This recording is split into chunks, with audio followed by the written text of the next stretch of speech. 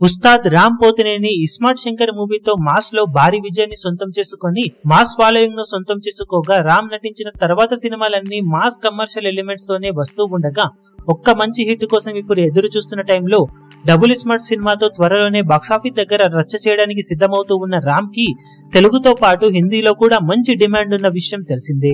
రామ్ నటించిన సినిమాలు క్రమం తప్పకుండా హిందీలో డబ్ అయ్యి అక్కడ యూట్యూబ్ లో సంచలన వ్యూస్ రికార్డులను నమోదు చేస్తూ ఉండగా టెలివిజన్ లో కూడా మంచి రెస్పాన్స్ తో దుమ్ము లేపుతూ ఉండటం రెగ్యులర్ గా జరుగుతూనే ఉంటుంది. కాగా రామ్ నటించిన సినిమాలు హిందీలో డబ్ అయ్యి అవ్వలీలగా 100 మిలియన్ల వ్యూస్ మార్కును అందుకొని సంచలన రికార్డులను నమోదు చేయగా మిగిలిన హీరోలందరితో పోల్చితే రామ్ నటించిన సినిమాలకు రెస్పాన్స్ మరో లెవెల్లో వస్తూ ఉంటుంది. లేటెస్ట్ గా రామ్ నటించిన స్కంద మూవీ రీసెంట్ గా హిందీలో డబ్ అయ్యి యూట్యూబ్ లో అప్లోడ్ అవ్వగా అవలీలగా 100 మిలియన్ల వ్యూస్ మార్కును అందుకొని సంచలనం సృష్టించడం విశేషం.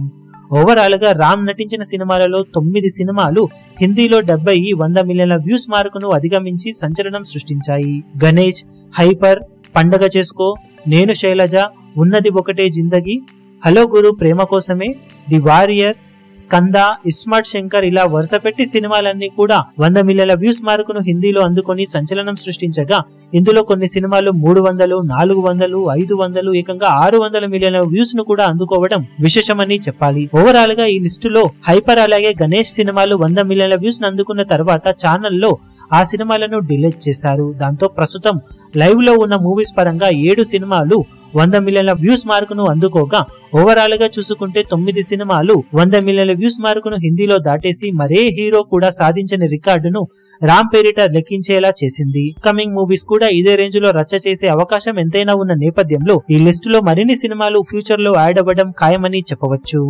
ఈ వీడియో మీకు నచ్చినట్లయితే లైక్ చేయండి, షేర్ చేయండి, ఛానల్ ను సబ్స్క్రైబ్ చేయడం మాత్రం మరవకండి. ఏ చిన్న అప్డేట్ ను మిస్ అవ్వకూడదు అనుకుంటే బెల్ ఐకాన్ ను ప్రెస్ చేయండి.